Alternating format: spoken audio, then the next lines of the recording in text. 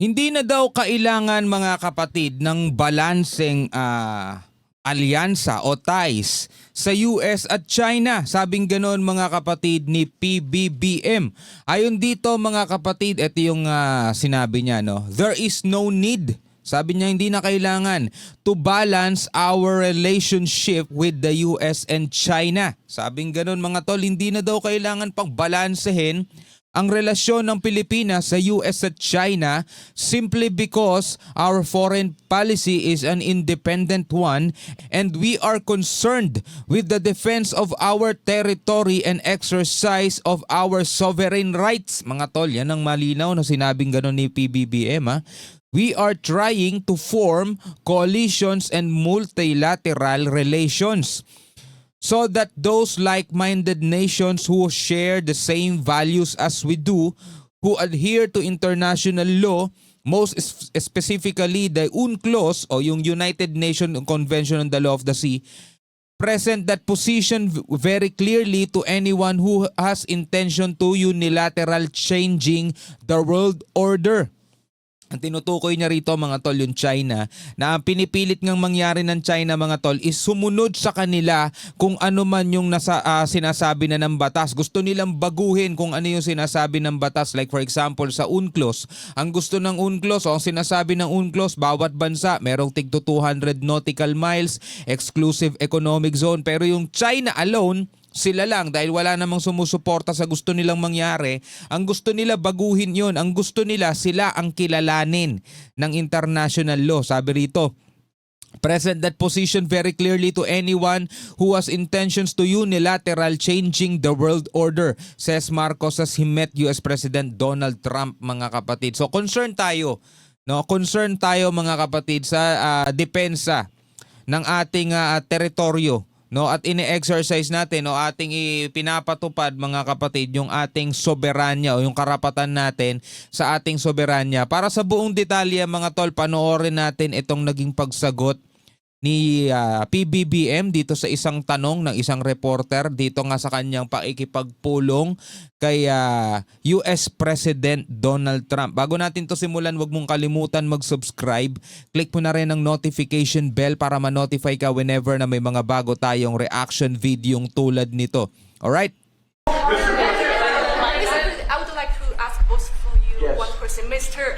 President Marcos, next year, Philippines is going to be the rotating chair of ASEAN.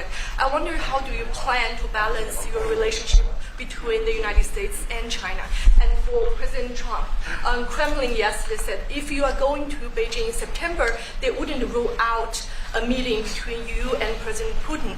Is such a meeting possible? And how soon do you plan to visit China? Well, we have a lot of meetings possible. President Xi has invited me to China, and we'll probably be doing that in the not too distant future. A little bit out, but not too distant. And I've been invited by a lot of people, and we'll make those decisions pretty soon. Please. Well, as you say, we are chairing ASEAN for 2026. There is no need, in a sense, to balance, as you characterize it, to balance our relationship within the United States and China, simply because our foreign policy is an independent one, and we are essentially concerned with the defense of our territory and the exercise of our sovereign rights. Now, whether we do this not alone, we need to do this with our partners. And again, our strongest partner has always been the United States. But of course, we are trying to form coalitions and multilateral relations so that those like-minded nations who share the same values as we do, who hew to international law, most specifically the UNCLOS,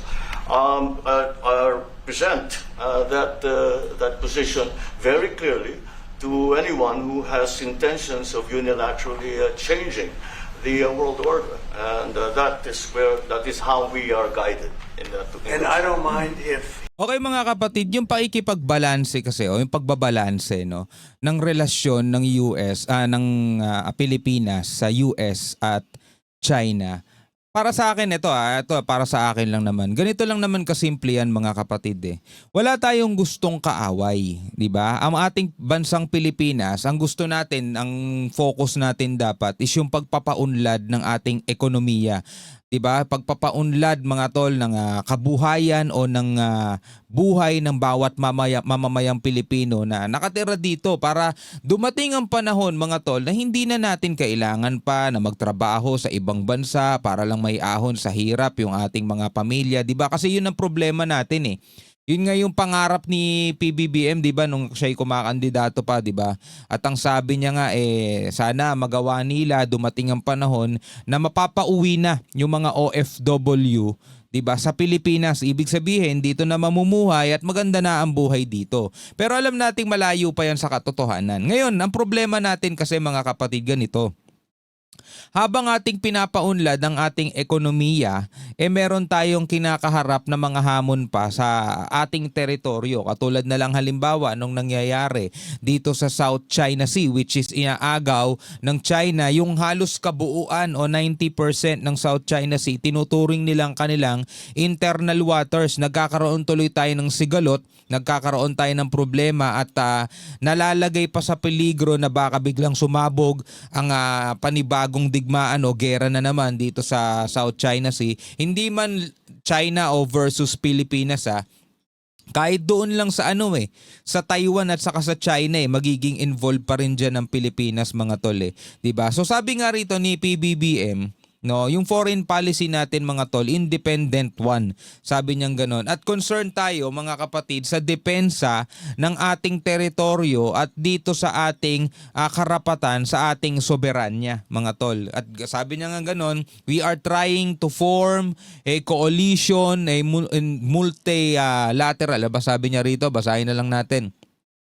Sabi niya rito, we are trying to form coalitions and multilateral relations mga tol so that those like-minded nations, yung mga katulad natin mga tol, who share the same values as we do, who adhere to international law, o yung mga sumusunod o kumikilala sa international law, most specifically the UNCLOS mga kapatid, na ang position nga mga kapatid ay hindi dapat baguhin ng kahit na sino mang bansa yung batas mga tol, katulad na lang halimbawa ng ginagawa ng China na ang gusto nga nila mga kapatid ay sila ang kilalanin ng UNCLOS.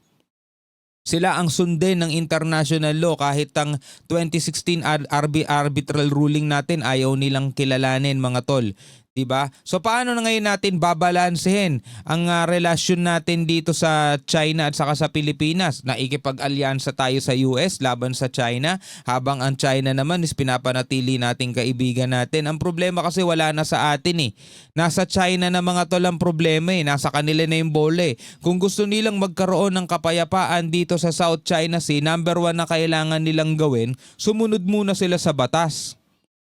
Kung gusto nilang magkaroon ng kapayapaan mga kapatid sa karagatan, ang number 1 na kailangan nilang gawin, rumispeto sa kanilang mga kapitbahay na bansa. Wala na sa atin ang problema pagdating sa mga bagay na ganyan Hindi naman tayo pwede maging sunod-sunuran sa China. Diba? Katulad nga na sinasabi nila mga tol, tayo daw ay pawn, tayo daw ay utusan lamang ng Amerika. Yun ang lagi nilang pinapalabas Pero ang sa atin naman, ang lagi nating ipinaglalaban is yung karapatan lang natin sa ating teritoryo mga tol. He gets along with China because we're getting along with China very well. We have a very good relationship. In fact, the magnets, which is a little complex piece of material, but the magnets are coming out very well. They're sending them in record numbers.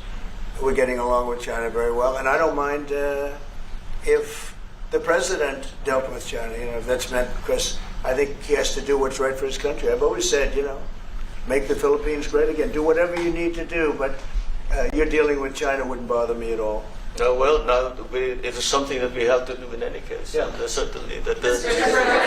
Okay, so sinasabi rin dito ni US President Donald Trump na okay naman daw ang relasyon nila sa China at okay lang naman daw kung sakasakaling makikipag-ayos ang Pilipinas sa China. Hindi naman daw siya mababader doon mga tol. Pero alam nyo, sa atin kasi wala naman tayong tinuturing na kaaway Diba? So hindi na talaga natin kailangan balansehin pa ang relasyon natin sa US at saka sa China kasi wala naman tayong tinuturing na kaaway sa kanila. Ang sa atin lang mga tol, pinoprotektahan lang natin kung ano yung ating karapatan. Yun lang yun mga tol, no? Napakasimple nun. Kung China turing sa atin, kaaway nila tayo hindi mga kapatid. Ang pinaglalaban lang natin dito yung karapatan natin at saka yung international law, no? So kayo, ano ang masasabi ninyo dyan? Comment na lamang kayo sa ibaba. Hanggang sa muli, ako nga pala si Shobaldi. Peace out.